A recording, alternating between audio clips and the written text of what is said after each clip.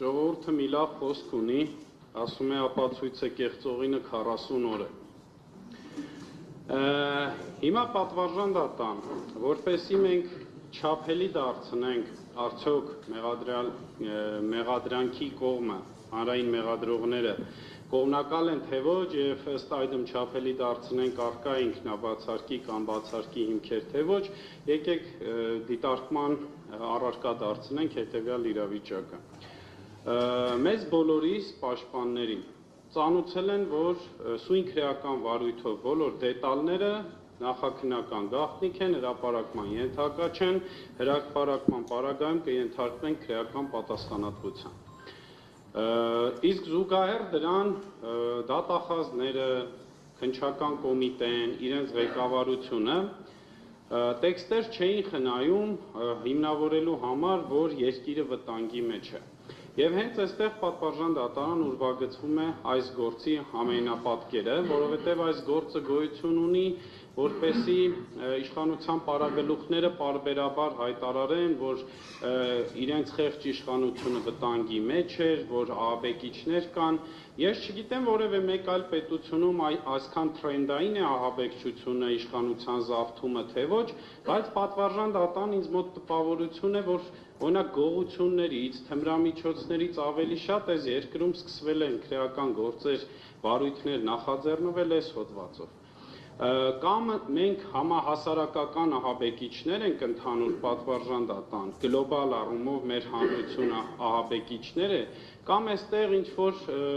փոքրամասնություն փորձում է իրավական, դատաիրավական, իրավաքաղաքական բոլոր գործընթացները ծառայեցնել իրենց նպատակներին։ Այսինքն պատվարժան դատան այն, որ ապացույցը հիմա կեղծվել կասկածից վեր է, այն, որ այդ ապացույցի կեղծումը պարունակում է իր մեջ կոնկրետ հանցակազմի հատկանիշներ, դա էլ է կասկածից վեր, որովհետև տեսեք, ապացույցը փոփոխվել է, որովհետև այդ ապացույցը իրականում ունեցել է այլ բովանդակություն։ Ապացույցը թաքցվել է, որովհետև այդ ապացույցը ներկայացվել է այլ կոնտեքստով։ Եվ այդ ապացույցը նենգա փոխվել է պատվարժան դատան, իսկ սրանք քրեական օրենսգրքի տեսանկյունից հասնում է կոնկրետ իրավաբանական պատասխանատվություն։ Հիմա այս ամեն ինչը ինչ աղերս ունի հանրային մեղադրողների հետ, բնականաբար իրենք չեն կեղծել այդ ապացույցը, քննիչն է, կոնկրետ զննող քննիչն է կեղծել այս ապացույցը։ Ես այստեղ հանրային մեղադրողների մասով երկու խնդիր եմ տեսնում։ Կամ այստեղ կա իրավական բաց, այսինքն կարդացել են նյութերը եւ չեն հասկացել, որ ապացույց է կեղծվում, ձեռնհասության խնդիր, այլ խոսքով ասած, կամ էլ պատվարժան դատան ընդամենը լուր համաձայնություն են հայտնել այն ինչ արել է քննիչը։ Բայց եթե ամպերից իջնենք ներքև եւ տեսնենք այսօրվա նախաքննական մարմին դատախազություն, քննչական դատախազություն սերտաճումները պատվարժան դատան։ Ես ուղղակի բացառում եմ, որ սա չլիներ դատախազության ուղիղ կուրացիայի տակ իրականացվող գործընթաց։ Կամ հիմա լավ, ոչ էներ, ոչ մյուսը։ Հիմա բացահայտվեց տվյալը, որ մեր հարգարժան քննիչը պատվարժան դատան ապացույցը լավ, եկեք գնահատականը մի փոքր թուլացնենք։ Առնվազն չի ներկայացրել այն ձևով, ոնց պետք է ներկայացներ։ Լավ, հիմա այս տվյալը բացահայտելով, արդյոք հանրային մեղադրողները չպետք է հրաժարվեին այս մեղադրանքից, գործը տանեին լրացուցիչ ընթացակարգերի պատվարժան դատան։ Եթե դա չեն անում, հետեւաբար մենք գործ ունենք կողմնակալության հետ, իսկ կողմնակալությունը հանրային մեղադրողի համար ճիշտ նույն ստանդարտն է, ինչը դատավորի։ Հանրային մեղադրողը պատվարժան դատարան ոչ թե մեղադրանքի ծառան է, այլ հանրության ծառան է, դատավարության ծառան է։ Եթե դատախազը հանրության ծառայից իջնում է մեղադրանքի ծառայի, այստեղ խարխլվում է առհասարակ արդարադատության ընդհանուր կոնցեպտը։ Եվ հետո այստեղ հարցը ամենևին անձնավորված հենց այս հանրային մեղադրողներին է, չէ՞, պատվարժան դատան։ Դատախազության վախտայից մինչև գլխավոր դատախազ, ով գա այստեղ նստի, այս խնդիրը ինքը ունի։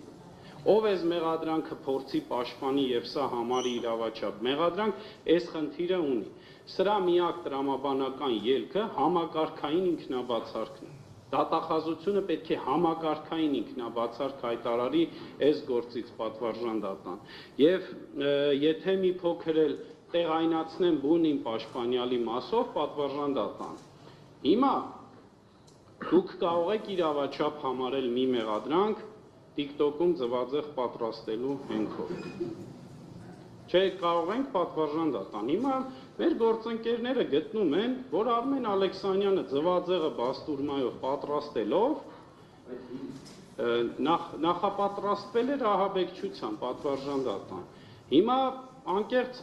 գուցե սա ծիծաղի առարկա է պատվարժան դատան, բայց սա է մեր քրեական գործը։ Հիմա բազմաթիվ հաղորդաշարեր կան, որտեղ ստեյք են պատրաստում։ Այնտեղ չեն նախապատրաստում, օրինակ իշխանության զավթմանը, թե խնդիրը ձվածեղն է, օրինակ պատվարժան դատան։ Հա, այսինքն պատվարժան դատան, հիմա մենք խոսում ենք ընդգծված կողմնակալ դատախազության մասին։ Ես կբացեմ այդ փակագծերը։ Արմեն Ալեքսանյանը այստեղ է, որովհետև ձվածեղին հնդածս նաև այդ գաղտնալսումներում երևում է պատրաստվում էր գզգզված չուչելով լայվ անել։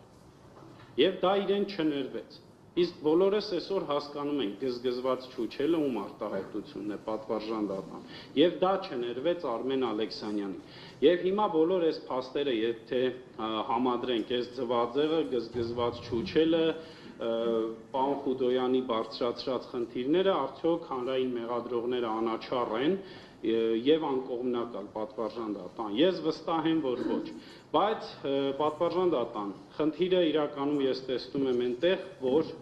արդեն մի փոքր ֆորմալացնենք այս ամեն ինչը, որ դատախազությունը հաստատել է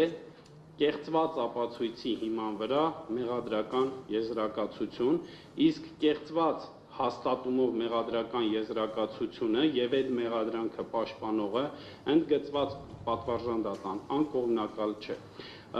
Պարոն Վարդևանյանը մի հատ չափազանց հետաքրքիր եւ բանալի ընդգծում կատարեց, անաչառ դիտորդը պատվարժան դատան։ Սրա գնահատողը ոչ ես եմ, ոչ դուք, ոչ էլ այս դահլիճում ներկա գտնվողները պատվարժան դատան։ Սրա գնահատողը հանրությունն է, այդ անաչառ երրորդ անձը, որ հիմա նայում է, որ այս մեր քննիչը պատվարժան դատան։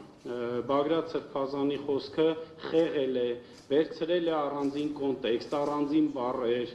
տեսնեն Արմեն Ալեքսանյանի ձվածեղ պատրաստելու տեսանյութը դիտվել է որպես իշխանազավթման նախապատրաստություն կամ ահաբեկչություն, ինչ կուզեք անունը դրեք։ Հիմա այդ անաչառ դիտորդը կարող է ասել, որ մեր դիմաց նստած սպայակազմը անկողմնակալ չէ, պատվարժան դատան։ Ոչ նման պնդում մենք չենք կարող կատարել։ Հետևաբար պատվարժան դատան, ես գտնում եմ, որ